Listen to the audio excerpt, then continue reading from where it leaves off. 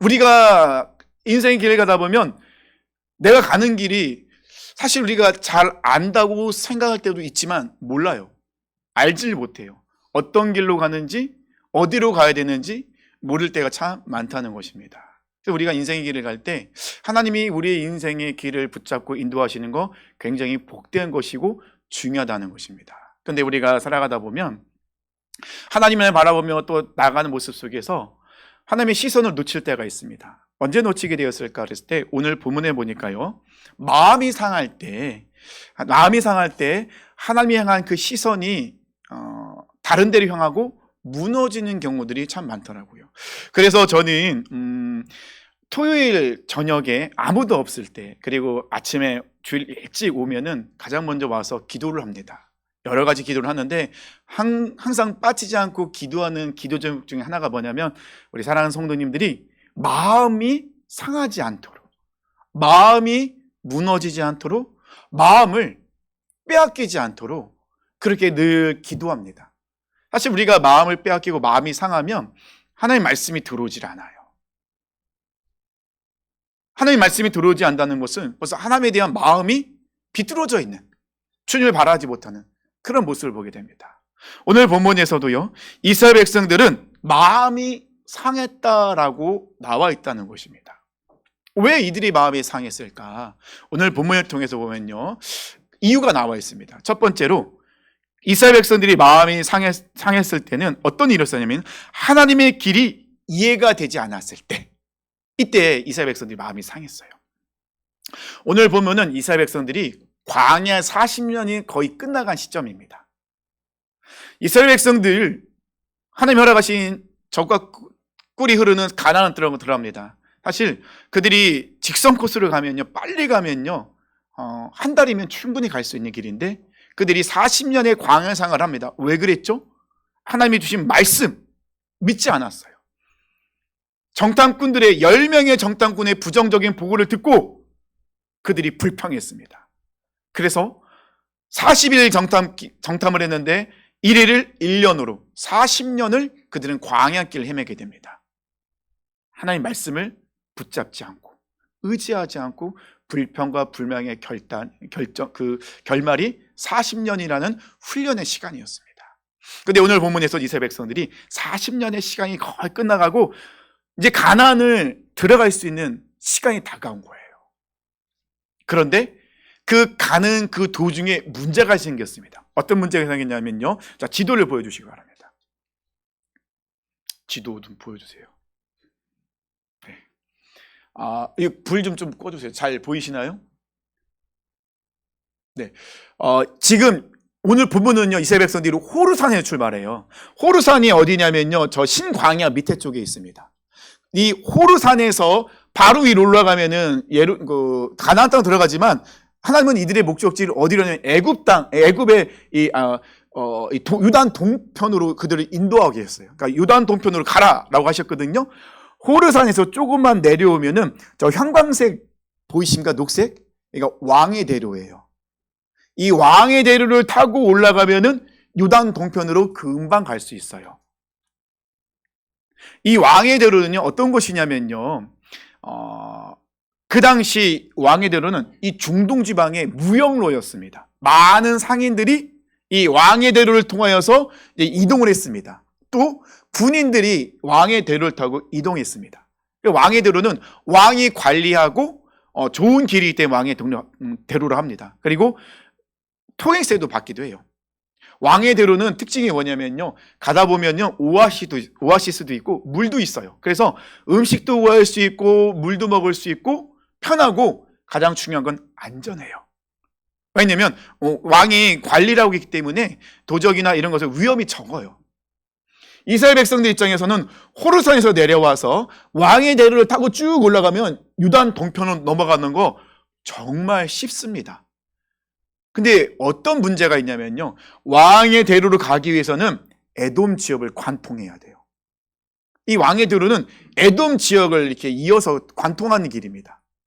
근데 오늘 본문의 말씀 전에 이 22장에 보면요, 20장에 보면요, 이스라엘 백성들이 이 길로 통과하려고 했는데 에돔 왕이 거절하는 거예요. 안 된다. 당신들 이 길로 갈 수 없어. 이스라엘 백성들이 이야기합니다. 우리는 좌로나 우로나 치우치지 않겠습니다. 이곳에 머물지도 않겠습니다. 단지 이 길을 빨리 통과하겠습니다. 당신이 원하시면 대가도 지불하겠습니다. 하지만 에돔 왕은 안 된다. 당신들은 절대로 이 땅을 갈 수 없다. 딱 막아버린 거예요. 그래서 그 지름길, 편한 길, 안전한 길을 두고 이스라엘 백성들은 이 홍해길, 빨간색 보이세요? 홍해길을 남쪽으로 쭉 내려와서 에돔의 외곽 지역, 사막길, 광야길을 타고 요단 동편으로 가야 돼요. 왕의 대로를 타고 가면 얼마나 편한지 모릅니다. 안전하죠. 음식도 구할 수 있고 목마를 필요도 없다는 것입니다. 하지만 에돔 왕이 허락을 하지 않는 관계로 인해서 하나님께서는 이스라엘 백성들에게 홍해길로 내려가라고 말씀하세요. 멀리 돌아서 가야 됩니다. 아니, 빠르고 안전한 길을 두고, 이 편한 길을 두고 저 밑에 있는 홍해길로만 가나요? 에돔의 그 외곽 지역으로 사막길, 광야길을 가야 됩니다. 물도 없고 양식도 없고 쉴 곳도 없고 위험한 길. 아니, 하나님, 우리가 거의 다 왔는데요. 40년 동이나 하나님 우리를 훈련시키셨잖아요. 뺑뺑 돌리셨잖아요. 아니, 그럼 이때쯤이면 그래도 우리가 고생을 했으니 그리고 우리가 가고 싶은 길, 우리 눈에 보기에 좋은 길, 안전한 길, 아니 이 길로 우리 충분히 보내줄 수 있잖아요. 왜 안 보내주시는 겁니까?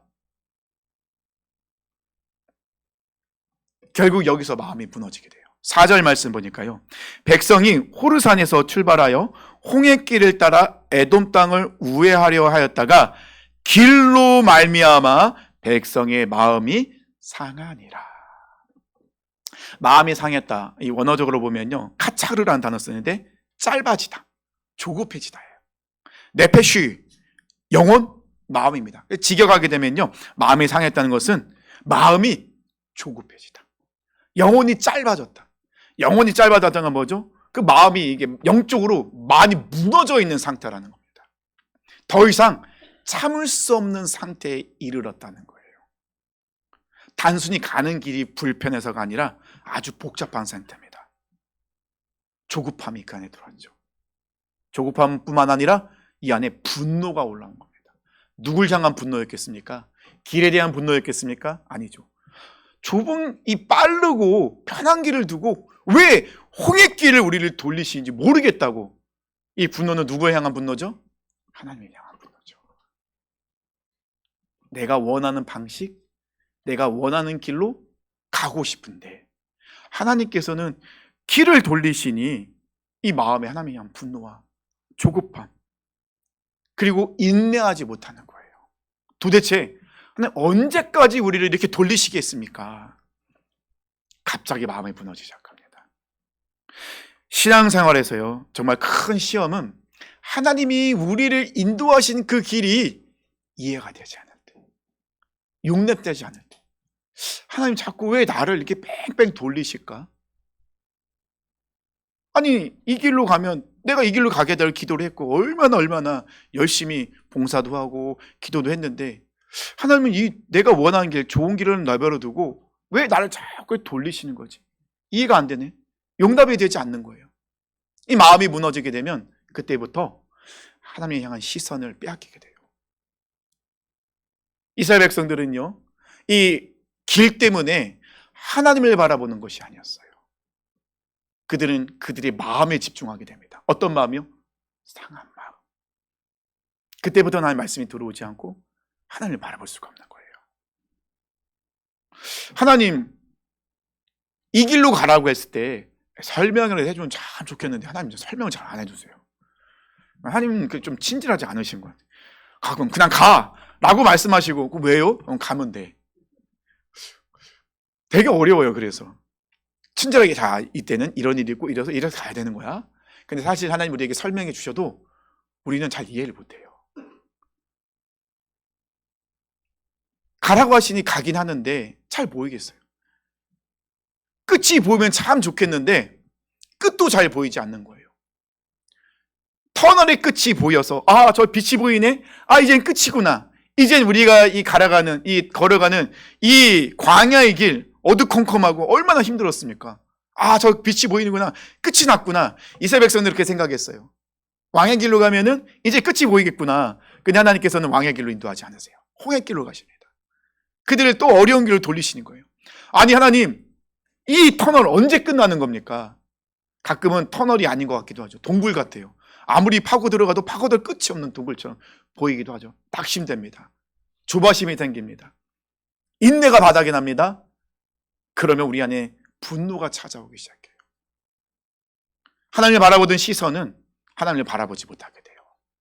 이스라엘 백성들 광야 40년 동안에 그들의 길을 인도하신 분은 누구시죠? 하나님이셨어요. 그들은 하나님만을 바라보면 떠나야 됩니다.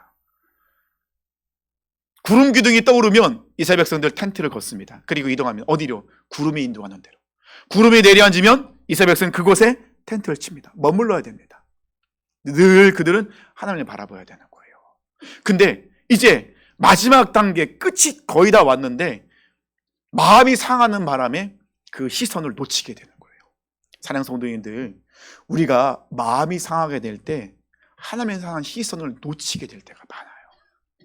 그러면 두 번째, 마음을 놓치게 되면요, 환경이 너무 선명하게 보입니다. 그동안 보이지 않던 환경들, 문제들이 나에게 커다랗게 다가온다는 것입니다.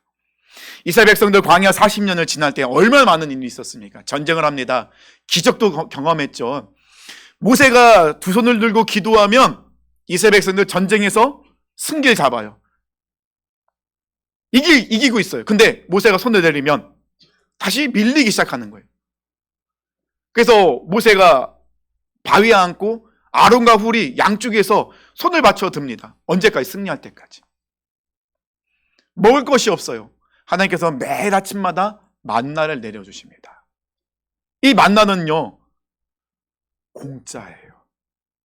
이스라엘 백성들 광야 40년 동안에 하나님 만나를 먹여준 하나님께 식비를 드린 적이 없어요.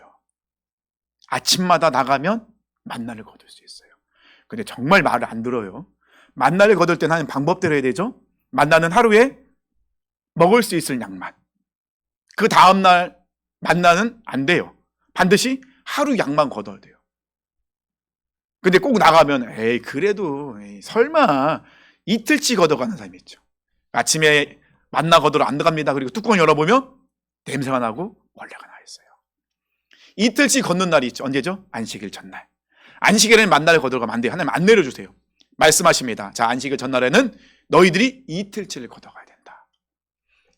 근데 꼭 안식일날 눈 뜨고 그래도 있겠지 하고 나가는 사람이 있는 거예요. 반드시 하나님이 화를 내시죠. 너희가 언제까지 내 말을 무시하겠느냐. 이스라엘 백성들은요, 광야 40년 만나를 먹으면서 하나님이 주신 양식이잖아요. 한 번도 값을 지불한 적이 없어요. 하나님께서는 그 수많은 백성들을 먹여주셨어요. 물이 없습니다. 하나님은 바위를 쪼개시고 물을 내십니다. 200만 명이 되는 사람들이 물을 먹는 거 생각해 보세요. 얼마나 많은 양의 물이 필요하겠습니까? 강을 만드시는 거예요. 사막에 이스라엘 백성들 먹이시기 위해서. 근데 이스라엘 백성들이 또 만나만 먹으니까 너무 힘들어요. 그래서 뭘 달라고 하죠? 고기를 주세요. 그랬더니 하나님이 동풍을 불게 하셔서 메추라기를 보내시는 거예요. 200만 명이 되는 그 사람들이 메추라기, 고기를 먹습니다. 또 문제가 생기죠. 오랜만에 고기를 봐서 마음이 급해졌는지 욕심을 부리기 시작합니다. 결국 하나님께서는 그들을 치게 시작하죠. 하나님은 그때그때마다 가장 좋은 길로 인도하시고 그들의 필요한 모든 것을 다 채워주셨어요. 그들의 발은 부르트지 않고 신발과 옷은 헤어지지 않았어요. 광야 40년을 지나는데 그 200만 명이 되는 사람들이 신발을 하나님 다 신기셨다니까요. 옷을 다 입히셨다니까요. 먹을 것을 주셨다니까요. 그것도 다 공짜로, 무료로, 은혜로. 얼마나 많은 기적과 능력을 경험했습니까? 그들 모든 환경 가운데 하나님은 지키시고 보호하시고 그들의 발걸음을 인도하셨어요. 그런데 이스라엘 백성들 그 광야 40년의 은혜와 사랑 가운데 살았음에도 불구하고 지금 왕의 대로로 가지 못하는 것에 마음이 상했어요. 그들 눈에는 지금 무엇이 보이죠? 그들이 가기 싫어하는 홍해길이 보이는 거예요. 도대체 여기까지 와서 왜 우리를 또 어려운 길로 돌리시는 겁니까? 내가 가고 싶은 길, 내가 보기에 편한 길, 내가 하고 싶은 그곳으로 가지 못한다고 이스라엘 백성들 마음이 상하기 시작하는 거예요. 마음이 상하자 그들 눈에는 하나님이 보이지 않아요. 하나님이 그들이 베푸신 은혜와 사랑과 기적은 온데건데 다 사라져 버립니다. 그리고 5절 이스라엘 백성이 뭐라고 고백합니까? 백성이 하나님과 모세를 향하여 원망하되. 저는 그래서 이스라엘 백성들의 모습을 보면 40년 동안 참 꾸준한 게 있었어요. 이스라엘 백성은 40년 꾸준한 게 뭔지 아십니까? 원망과 불평이에요. 참 꾸준해요. 이런 꾸준함은 솔직히 필요 없거든요. 근데 너무 꾸준해요. 40년 동안 그렇게 하나님이 입히시고 먹이시고 이끄셨는데 오늘 말씀도 보십시오. 하나님과 모세를 향하여 원망하되. 뭐라고 고백합니까? 어찌하여 우리를 애굽에서 인도하여 내어 이 광야에서 죽게 하는가? 그들이 죽었나요? 아니잖아요. 40년 동안 살면서 굶어 죽은 사람 아무도 없습니다. 얼어 죽은 사람 아무도 없습니다. 그런데 이스라엘 백성들이 뭐라고 얘기합니까? 지금 내가 가고 싶은 길, 내가 하고 싶은 거 하지 못한다고 마음이 상해서 뭐라고 고백합니까? 왜 우리를 애굽에서 건져내서 여기서 죽게 합니까? 그들 죽는 거 아니거든요. 근데 이 말에 나중엔 진짜 죽게 돼요. 너무 무서운 말입니다. 그리고 뒤로 가면 더 무서운 말을 하죠. 어떤 말을 합니까? 이곳에는 먹을 것도 없고 물도 없도다. 우리 마음이 이 하찮은 음식을 싫어하노라. 이스라엘 백성들이 말한 하찮은 음식이 뭡니까? 만나였어요. 근데 만나 없었으면 살 수 있었을까요? 그냥 죽었어요. 그런데 하나님께서 은혜로 그들에게 내려주신 하늘 양식, 그 양식을 뭐라고 얘기합니까? 하찮다고 얘기해요. 이스라엘 백성들의 패역함이 느껴지십니까? 죄된 본성이 얼마나 무서운지 보여주십니까? 하찮다라는 것은요, 만나가 맛이 없다는 게 아니에요. 가치가 없다는 거예요. 그들 만나 때문에 지금 살았거든요. 하나님 만나를 먹어주시지 않았으면, 내려주지 않으면 그들이 광야에 어떻게 살았을까요? 어디 가서 먹을 걸 구할 수 있을까요? 어떻게 구할 수 있을까요? 안 돼요. 그런데 그들이 마음이 상하니 그냥 아무 말, 자기 본성에 나오는 감정에 치우친 말을 내뱉는 거예요. 하찮은 음식을 싫어하노라. 근데 이 만나의 문제는 뭐냐면요, 단순한 불평이 아니에요. 하나님의 공급하심을 멸시하고 있어요. 하나님의 은혜를 무가치하게 여기고 있습니다. 자신들이 이 구원받는 은혜를 당연하다고 착각하는 거예요. 좀 강하게 얘기하면요, 이스라엘 백성들은요 지금 신앙적인 반역을 하나님을 대적하고 있는 거예요. 하찮은 음식을 싫어하노라. 그 은혜를, 하나님의 그 사랑을, 하나님의 공급하심을, 인도하심을 그들은 무시하고 있는 거죠. 이 죄된 본성이 이렇게 무섭습니다. 사탄은요 끊임없이 우리 마음을 격동시켜요. 우리 마음을 무너뜨려 합니다. 그래야 하나님을 바라보지 못하거든요. 그래야 믿음을 구사하지 못하거든요. 그래야 하나님의 말씀을 듣지 못하거든요. 40년이 지났지만 불평은 여전합니다. 신명기 8장 15절 보면요, 그 땅이 어떤 땅인지 설명하고 있어요. 위험한 광야, 곧 불뱀과 정갈이 있고 물 없는 건조한 땅. 그 땅은 돌산, 사막, 물이 없고 낮에는 극심한 더위, 밤엔 추위, 식물들은 거의 없어요. 아주 척박한 곳입니다. 그리고 그 땅에는 뭐가 있다고요? 불뱀과 정갈이 있었어요. 실제로 위험하고 험한 광야였습니다. 그런데 이들이 무너질 수밖에 없었던 건 뭐죠? 내가 내 방법대로 내가 원하는 것을, 내가 하고 싶은 것을 하지 못하기 때문에. 그들은 생각합니다. 하나님 막으셨다고. 하나님의 길에, 하나님에 대한 그 모습들이 무너지는 거죠. 사실 이 핵심은요, 길 때문에 무너진 것이 아니라 그들이 그 이 강팍한 마음이 다시 그 안에 강하게 올라온 거예요. 길이라는 그런 명분을 찾았을 뿐이죠. 이스라엘 백성들은 이야기하죠. 왜 우리가 다시 돌아가야 되지? 왜 우리가 내려가야 되지? 하나님 우리 길을 인도하신다면서 왜 저 길을 두고 왜 어려운 길을 인도하십니까? 이해가 될 수 없습니다. 용납할 수 없습니다. 하나님 살아계신 맞습니까? 정말 내 삶 인도하는 맞습니까? 불평과 불만은 쏟아놓습니다. 그래서 어찌하여 우리를 애굽에서 인도하내요? 이 광야에서 죽게 하고 있습니까? 죽지도 않았는데 불구하고 그렇게 아주 하나님을 불평하고 있습니다.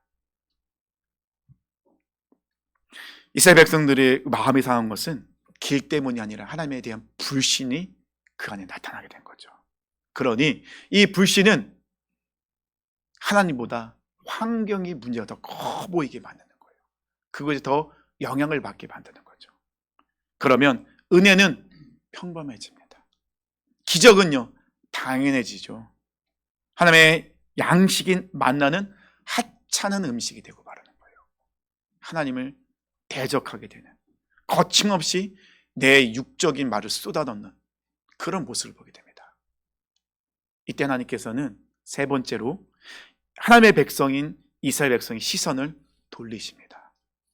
제가 협박하는 건 아닌데요, 불평이 계속되면 신앙에는 반드시 결과가 와요. 하나님의 회초리가 기다리고 있죠. 맞으면 아파요. 많이 맞아봤는데요, 맞지 마세요. 때리시기 전에 돌아가세요. 아유, 힘들어요. 근데 이스라엘 백성들 6절 어떻게 됩니까? 여호와께서 불뱀들을 백성 중에 보내요 백성을 물게 하심으로 이스라엘 백성들 중에 죽은 자가 많은지라. 우리 한글 성경을 보면요, 마치 하나님께서 불뱀을 준비시켰다가 이스라엘 백성들 보낸 것처럼 보이죠. 원어적으로 보면요, 풀어도 해변한 의미가 있어요. 근데 아닙니다.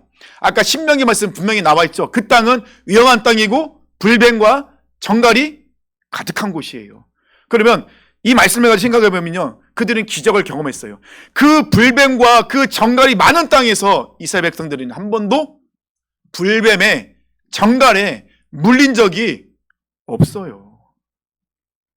물리는 게 당연한데 한 번도 물린 적이 없어요. 왜요? 하나님이 붙잡고 계시니까.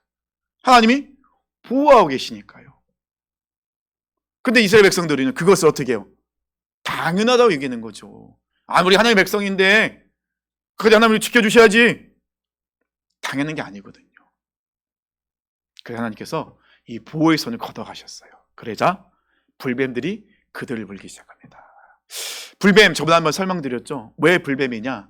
이 독이 너무 강력하기 때문에 불뱀에 물리면 온몸이 불에 타는 것 같은 고통 속에 죽어가는 거예요. 약이 없어요. 자, 생각해 보십시오. 자, 우리 이성적으로 판단하면 뱀에 물리면 어떻게 되죠? 병원 가야죠.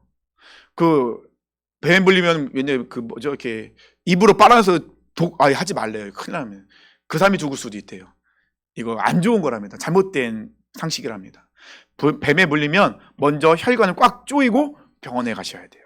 그리고 해독제를 맞으셔야 돼요. 자, 광야에서 이스라엘 백성이 불뱀에 물렸습니다. 그럼 하나님께서 이들을 치유하시려면 우리가 생각하면 어떻게 되죠?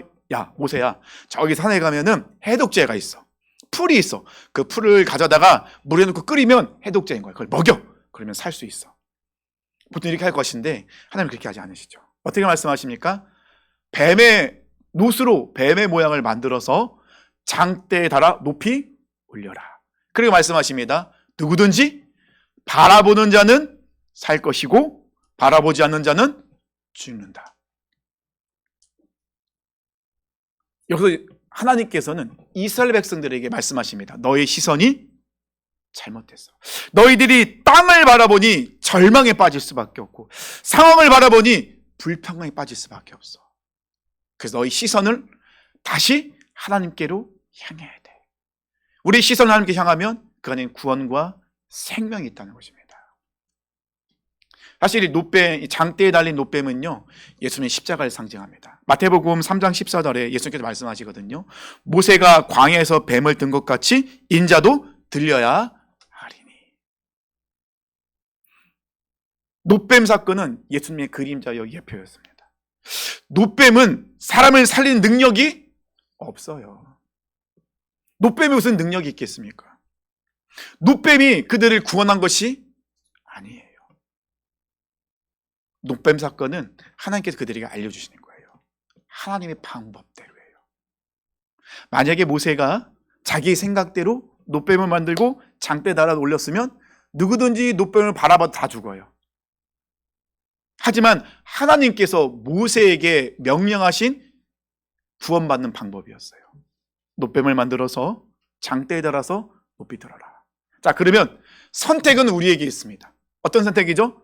바라볼 것인가? 바라보지 않을 것인가? 우리는 생각합니다. 아니, 이성적으로 과학적으로 생각해서 노뱀을 바라본다고 내 몸에 있는 이 뱀의 독이 사라져서 살 수 있다고? 아니, 말도 안 돼. 죽는 거예요. 내 이성과 내가 갖고 있는 지식으로는 말이 안 되지만 하나님께서 말씀하신 것이기에 그 말씀에 의지하여 하나님의 방법이기에 그 노뱀을 내가 믿음으로 바라보면 바라보는 모든 사람 다 삽니다. 노뱀의 능력이 있는 것이 아니라 하나님께서 알려주신 구원 방법이기 때문에 그래요. 신앙생활은 철저하게 하나님의 방법으로 하는 거예요. 상황에 따라서 내 생각과 내 판단과 이성과 과학이 아니라 우리 신앙생활은요, 철저하게 하나님의 말씀대로 하나님의 방법대로입니다. 말도 안 되는 방법이지만 과학적으로는 말도 안 되는 그런 현상이지만 하나님의 방법이기에 기적이 일어난다는 것입니다. 2000년 전에 십자가에 죽은 예수라는 사람의 이름을 믿어서 나의 구원자로 고백하여 영접하면 우리 모든 죄가 씻김받아 구원받는다고? 말이 돼? 말이 안 되죠. 우린 예수님이 어떻게 생긴지 몰라요. 직접 우린 경험한 번 없어요. 그런데 성경에 기록되어 있습니다. 누구든지 예수 이름을 믿으면 구원을 받는 거예요. 누구든지 예수님을 나의 구원자로, 나의 주인으로 믿어 영접하면 그 믿음으로 말미암아 의롭다 하심을 받는다. 십자가는요, 단순한 종교 상징이 아닙니다.